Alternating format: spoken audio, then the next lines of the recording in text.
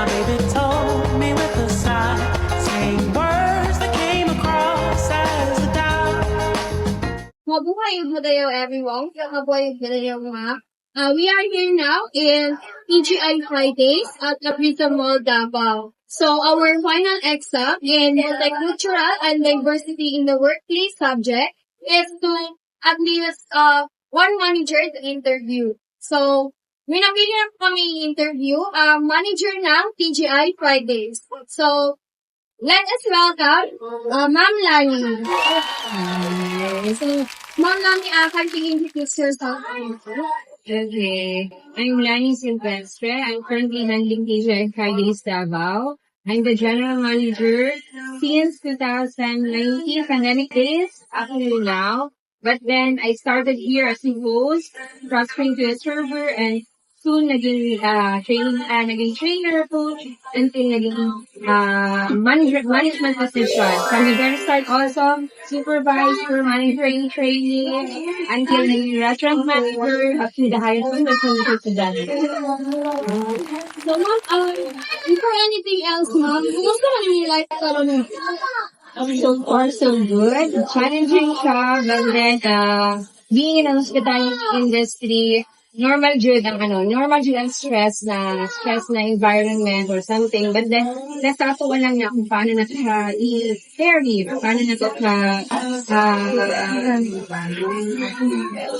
paano na siya i-deal with.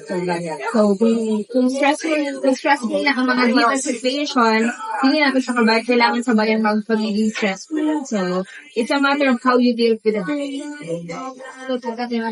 So Ma'am, na-prepare may of mga several questions for you, Ma'am. So ang purpose dito namin siya, Ma'am, is to help us hospitality students to understand real world leadership, communication, and decision making while practicing professional engagement skills kaning kinabuhat namin karon. So let us tawagon na nato ang mga first member si Great Douglas. Hi,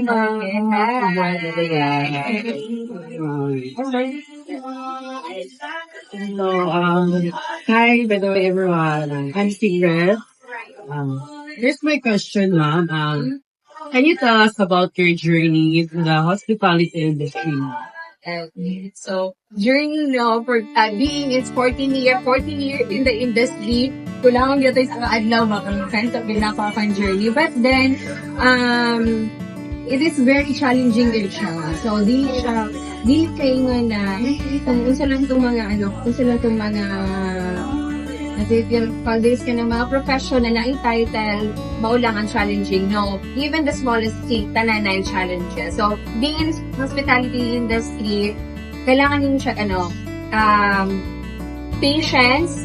Kailangan din yung siya patience. It's because ang goal sa hospitality industry is to give the value for money sa tanang mga nag-dine, sa tanang mga nag-travel. So, kasi ang tao man good is nag-save para makapag-travel, nag-save para makadine sa mga different kinds of restaurants, bars, and everything to enjoy life, diba? So, we personal or mga hoteliers or mga nasa industry ng hospitality, kailangan din nato mahatag ang value for money. So, regardless of unsang klaseng establishment na siya, as long as that's part of the hospitality, naisip din mo ni adto ang tao dira para ni adto ang isa ka guest or isa ka customer dira para mag-enjoy, para mag-relax. So dapat mahatag din mo ang value for money sa ilaha. Dili pwede na nag-spend sila para maruwan na kailang experience. So kailangan din nato i-discipline nato ang self kailangan nato ang patience kay different kind of person gid ang ato masalinunga. Kung na kasi real industry ha. So dili siya ingon na tanang tao ma-please nimo. So as a team leader or as a manager sa isa ka international store po, sa international brand which is same with the Fridays, na-encounter nimo ang different character po sa mga tao, especially na halo gid siya. We have a foreign guest, especially this is a foreign brand also. So, nidako ka na ako sa Pilipinas, lahi ang environment, lahi ang culture, tapos maka-encounter ka og mga guests na lahi po ang growing up nila. So, it's a very challenging. But then the bottom line is, we need to give the value for money every time they will go to our restaurant. So, what inspired you to become a hospitality manager? What inspired me? For me, ano siya, yung parang converting the simple transaction to a meaningful connection. Kumbaga, ang mga guests nga nagsulod diri, dili tanan dili tanan friends nga mo, dili tanan kaila. But then, that simple transaction can make a good connection or meaningful connection. So, there's a lot of guests na nahihintay na mong friends. Like, naging personal na it's because the way we handle katong mga time nga, dili pa lang sila kaila. That's what I'm trying to tell kanina na we really need to give the value for money. And if you will have, for you to achieve that one, you need to have kumbaga, kung sa service pa, we have the basic, which is, kailangan lang yun i-provide. So, some stores ingon na ihatag lang na ito sa ilang kailangan. That's what we call basic one. Meron na tayong mga expectations. So, syempre, kung kita guest, kung ato ko sa isa ka restaurant, ato ko sa isa ka hotel, ato ko sa isa ka resort, lagi tayo expectation, lagi tayo class-classing expectation, di ba? And it will depend kung asa tayo sulod. So, as a manager na, how do you manage and motivate your team during busy time and stressful time? Lagi ko, ulit ako sila No! Ang pinaka-importante yun before mag-start ang shift is, you need to gather them. You cannot expect an employee or a staff na maging competitive sa floor if they are not knowledgeable enough. So, bago na sila mag-floor, when you say mag-floor, mag-handle na sa floor, mag-go na, as duty na dyan siya, we have our ali-rally na ginatawag, or kailangan din sila i-gather para i-inform, i-educate naman siya. Na ginatawag ng Miller na during before we will start our shift, we need to have a ali-rally. So that's the time that we need to motivate our staff. We need to introduce our kung sa mga changes. Dili kay kung nag-floor na mo, saka pa mo na, kung sa ganyan, wala, siya, reality na siya, not all the time available ang items mo. There are instances na, even as much as we want to serve everything, na time na, dili na mo siya ma-serve, it's because we don't have the stocks, we don't have the item na ingredients for that. So, naagit siya mga inanang scenario. That's why, shift meeting is very important para sa shift meeting pa lang, everybody is aware kung unsa ang ito mga kailangan na item na ibenta, push. When you say push item, ano siya ito mga gusto nila featured na mga food para ma-try sa itong mga guests. Naman ito yung mga item na wala. So, dili ko na ito ipapil sa guests na wala dyan ang item, maragin na. So, best way is i-convert lang ilang attention on that item. So, by having the ali-rally, mas easy siya na mag-floor ka, kabalo na ka kung sa ang mga wala, kung sa ang mga kailangan na ibenta. Sa ali-rally, dirapot ang time na i-recognize mo ang mga tao na nag-exam sa previous day. So, drapot ang tama na time na i-motivate sila para maging better pa. So, here, I also believe talaga, na-mention ako ni siya during our talk show sa inyong Culinary Olympics na motivation keep you growing lang. Kasi nga, pag motivated ka, ganahan kayo malihok, diba? Pag happy ka kayo ang closing mo ngayon. But then, motivation keep you growing up, but discipline will keep you growing. Motivation keeps you moving. Tapos, discipline keeps you growing. So, dapat within yourself to educate discipline. That's the most important thing. So, okay lang siya nga ipares, basta dili lang dito pa din, motivation lang yun. Madog na nato. Very inspiring dyan ang maging manager. medyo little po siya kay ikaw mo mag-handle sa mga compliment and there are sa mga so siguro wala pa ako question mo. Thank you. Thank you so much, Douglas. So, ikaduha nato is ako, Douglas.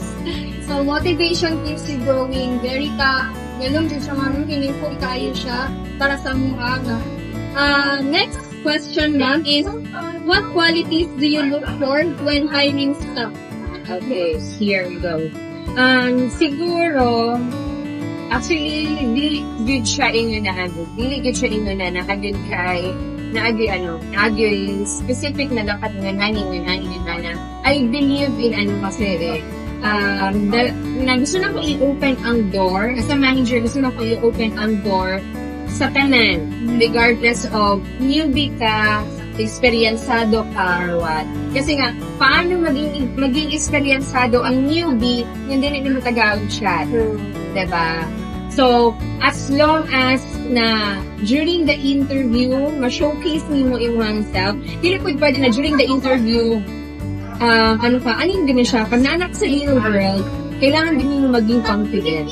But then, pag fresh grad ka, maging lang sa dapat sa estudyante pa lang mo, baga na mo, okay? Kung naamo sa hospitality industry, isa na siya sa mga kailangan yun. That's the real talk ba, kumbaga. So, di pwede na, pag mag-interview na, pakeme-keme lang pa. No, you need to sell yourself, kumbaga. Kaya mo na ang chance nimo, first step nimo na nabuhatot, para matagaan ka chance na mapakita kung unsa gid ang imong kaya.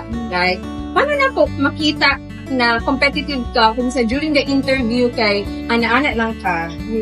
Tapos mutubag lang ka. Mutubag ka dyan ka na ikaw lang ang nakadungog sa iyong answer. So, di ba?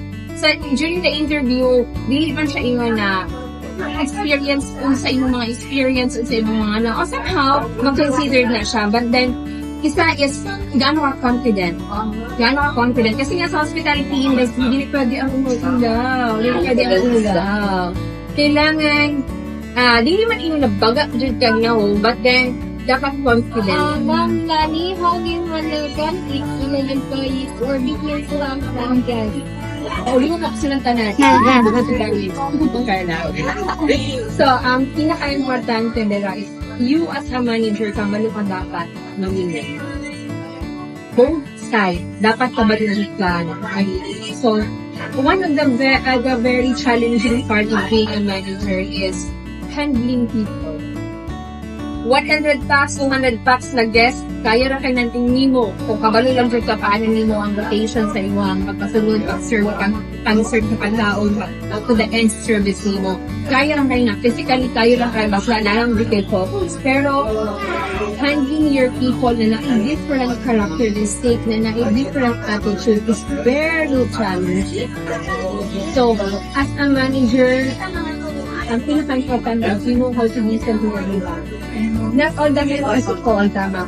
Hindi ko kay manager na pa, ikaw nga ang dapat all day. So, kailangan kabalo ka manina, kabalo ka mag-accept of different perspectives and different people, different insights. So, ano siya, for me is, the way I handle is, first is to listen and, gina-investigate kung saan yun ang root of the problem. Dili kayo kung saan na lang itong mga sanga-sanga problema. Kailangan subayin nyo kung saan yun ang pinakapunot dulo sa problem. So, you need to listen para address it. But kung once sila yung paminawon, probably, ang pikas na side, hindi rin mo ang pikas na side, probably you will end up a decision na biased or you will end up around decision. So, you need to listen both sides and address it sa root ng problem. Hindi kayo sa mga sagsalihan. So, ma'am, my last question to ma'am is, what strategies do you use to ensure guest satisfaction? Strategies. So, game plan. Game plan is very important. So, once na mag-handle ka sa store, kailangan hindi mo game plan. Hindi pwede na proper delegation, yes, kailangan ko din na siya. Dili porket ikaw ang manager, imo na tananan mo. No. Kaya nga na kay sub-manager na kay from the general manager, na restaurant manager, na ay assistant restaurant manager, na kay restaurant chef, na kay assistant restaurant chef. So you as a manager, as a top manager and a general manager, you need to know how to delegate tasks. Kailangan mo mag-what to game plan. After that, kailangan mo kailangan mo i-delegate. I-delegate mo ang mga tasks sa mga tao na kung kinsa dapat na responsible ka niya. After delegation, di pwede na kung lang ka mag-talk. Buhatan ka na yung buhatan na. No. You need to supervise that also. You need to control also. So, delegation with control. Kumbaga, yung naghatag kang task sa iya, dito mo kalimutan nga naghatag kang task sa iya, balikan mo siya, bawas ka task. Nabuhat ba niyo siya or wala? Down to dili pa sa lang, butod lang sa kung asa ni mo delegate ang task. So, nilakawin mo kung delegate dito ba niya up to the lowest level. Pero the mga employee or the director. Thank you so much, ma'am, sa pagtibag sa aking mga pangitana. So, next is, may we call Miss Nasiban? Maganda po siya ang question para sa inyo. Okay. Hi, ma'am. I have 3 questions already, ma'am. Born ready ka always. So, first question, ma'am. Can you share a memorable guest experience, positive or challenging, and how do you handle it? Okay. Actually, daghan na dyan ko positive na experience na di na ako malimutan, at the same time, nakapag yung mga negative. Sa damakmak to. So, di na pag dyan mo dili mo siya mangiwasa sa real world na yun. So, isa siguro sa ako mga dili jud malimitan is ano gihapon ko ato naagihapon ko sa rank and file level. So, server ko at the same time, key employee. When you say key employee, para siyang supervisor, pag isa ka manager is on-off or on-leave, ikaw ang mag-duty. But then, dili pa ka na ikaw din ang nag-floor always as manager. So, supervisor level lang siya na pag isa ka manager na wala on floor, ikaw ang mag-first line as PD. Pero that time, server pa dyan to, like the validated coach pa lang dyan. So, ako dili jud malimtan is, ang guest, giingnan ko niya, a group of 4 or 6 ata sila. Ilang word na dili gyud ako malimtan is, nani, whom your company will duplicate.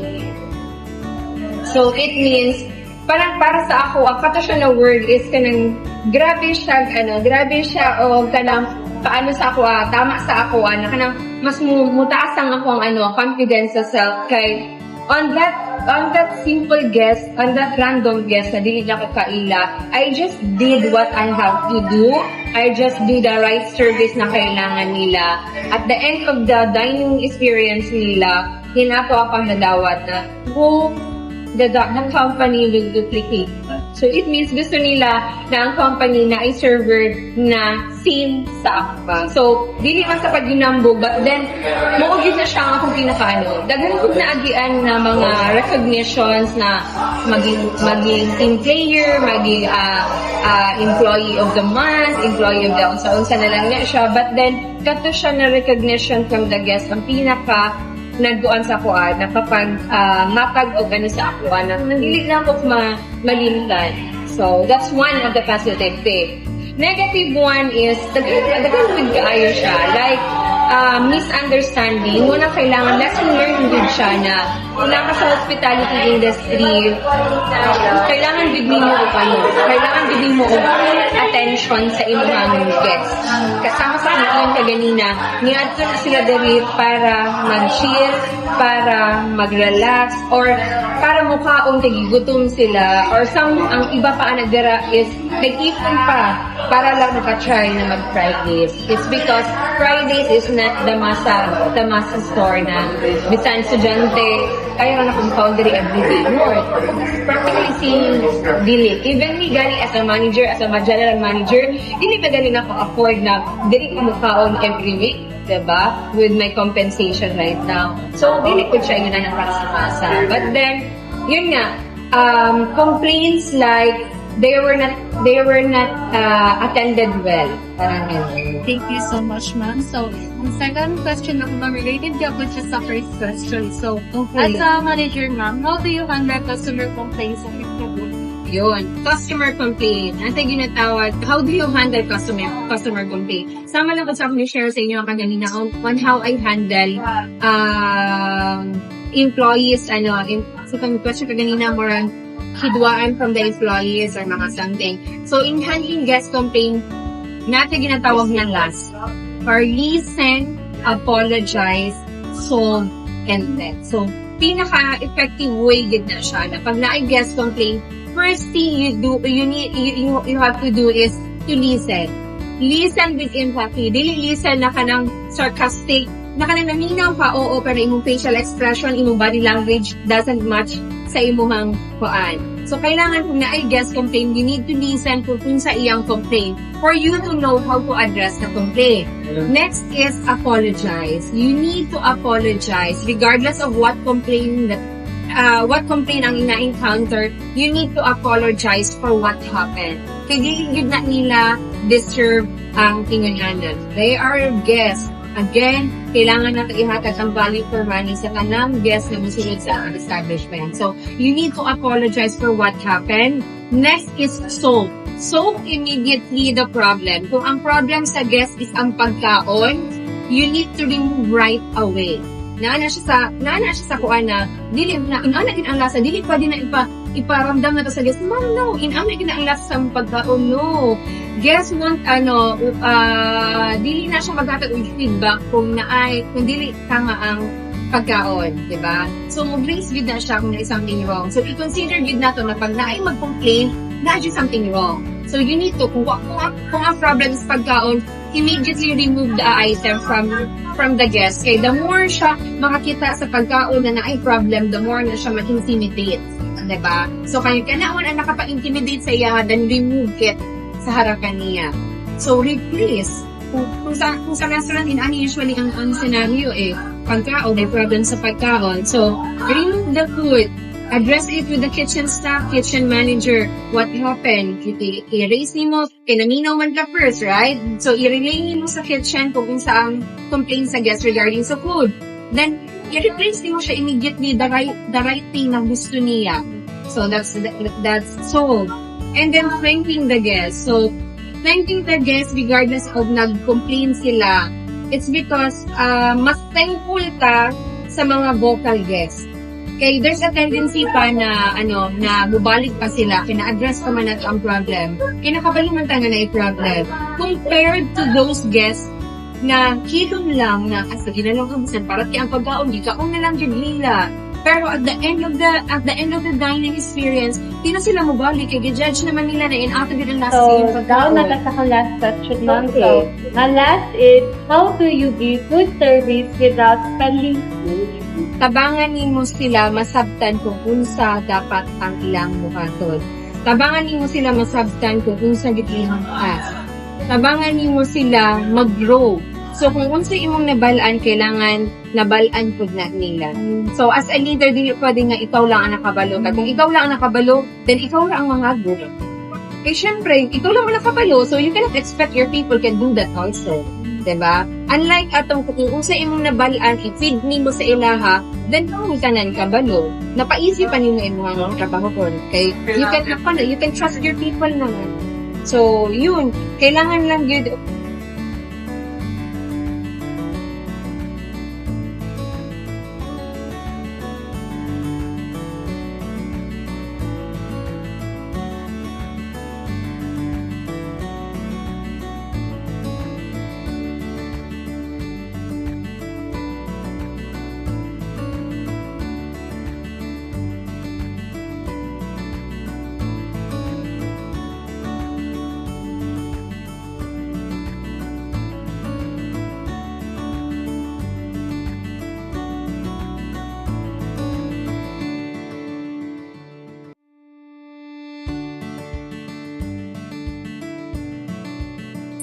Thank you so much, ma'am. Kana-kana ni mong gipapino sa mga is.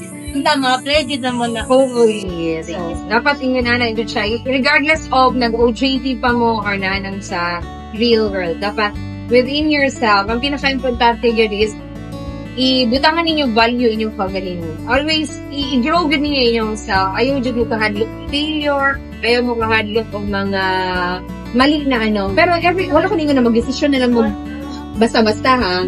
Every time na mag-decision mo, dapat mag-decision mo kaya ninyo, kung mag-failed man na siya yung decision, kaya ninyo tindugan ang kanat na decision. Always inunanan. Ayaw pakadlok na ma-fail. Bangon. Daragin mo. Okay. So, Mas naman naghihagit ko ninyo. So, may we call our next team member, Alaya. Murag ka na, feel na ko siya na kung baan niya sa mag-question. Okay, din. So, good day, ma'am. Buhay ka tayo. I'm Christy Olayo. And I have 3 questions for you, ma'am. What is the biggest challenges you face in the That one. What is the biggest challenge I face? Kasi, role na ako as a manager. Yes. So, yun nga, as what I've said kanina, kaya na ko ang floor padagan yun. Physically, kaya na pa na siya with my people. Pero ang biggest challenging gets sa role as a manager is handling the people and how would you help them to grow. Kanagid ang pinaka-challenging. It's because different people sa different attitude, na sila different pananaw, na sila different beliefs, kumbaga. Pero, nituupod ko na it's, bisan unsa pa man ang klase ang attitude na nga sa tao, kung ikaw as a manager, kabalo ka musabot, kabalo ka mo pasabot sa imuhang people, tendency is mapapollow gid gihapon nimo sila. second question? Okay. How did your team adapt during the COVID-19 pandemic and other crises?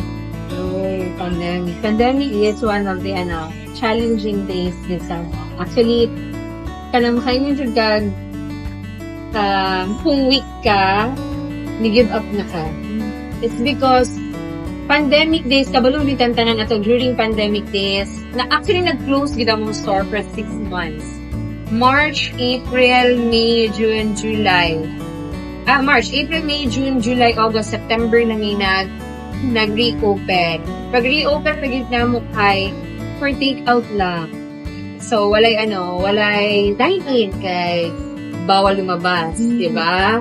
So, bawal lumabas. So, kato na mga time, challenging siya, it's because, as a manager challenging siya, it's because, isipon mo ang imong mga tao na, kung na sila trabaho, dili silang tanan pwede ang maka-duty. It's because, dili man fully open ang store. Open lang siya for take-out. So, dili man pwede na mag-duty ng tanan. Nya take-out ang among gi-cater, diba? So, you need to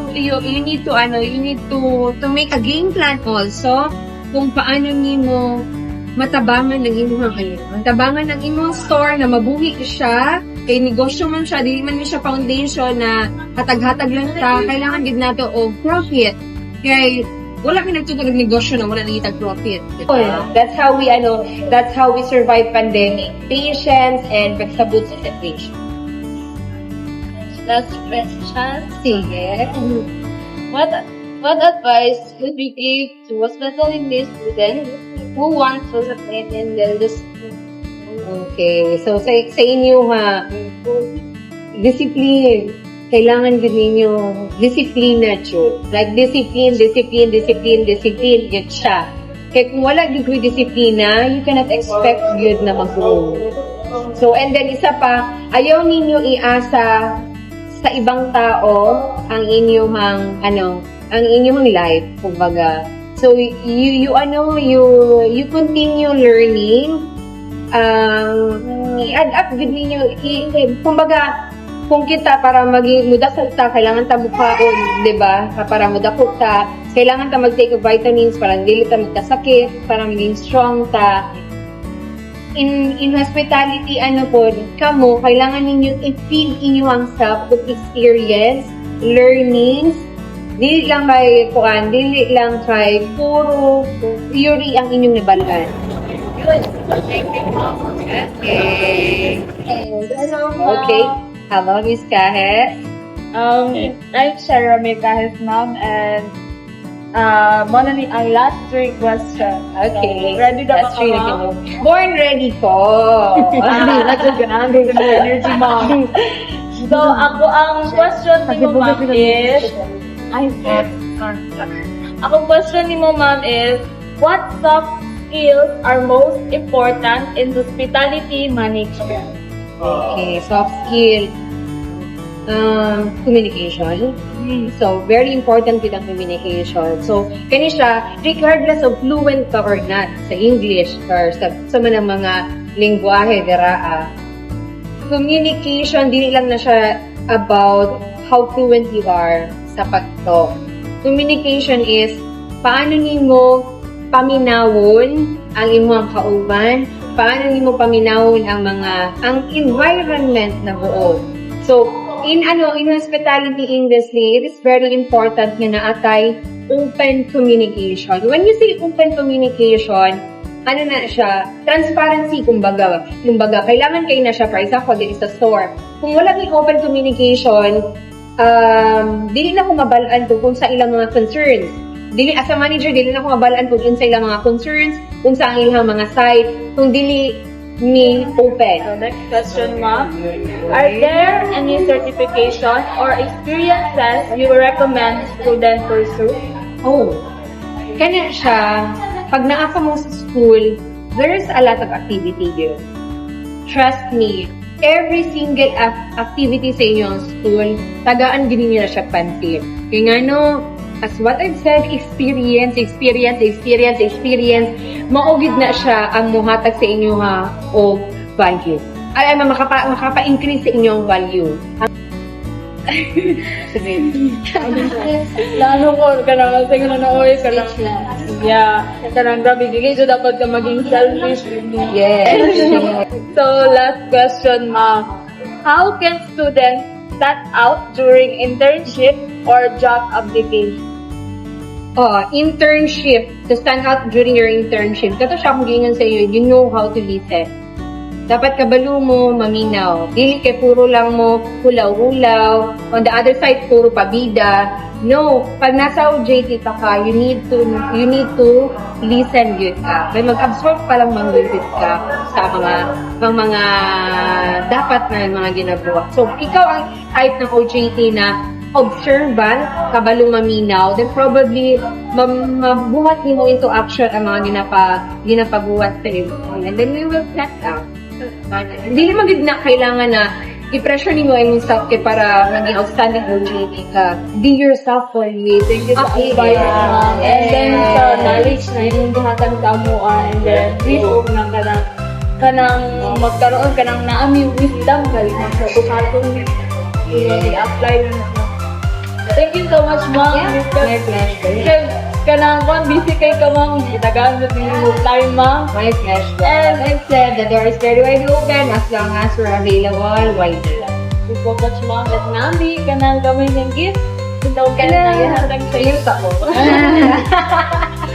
Adik lang ito. Salamat sa ganyan mo. Alam ko, hindi sa pasalina kagapon. Thank you.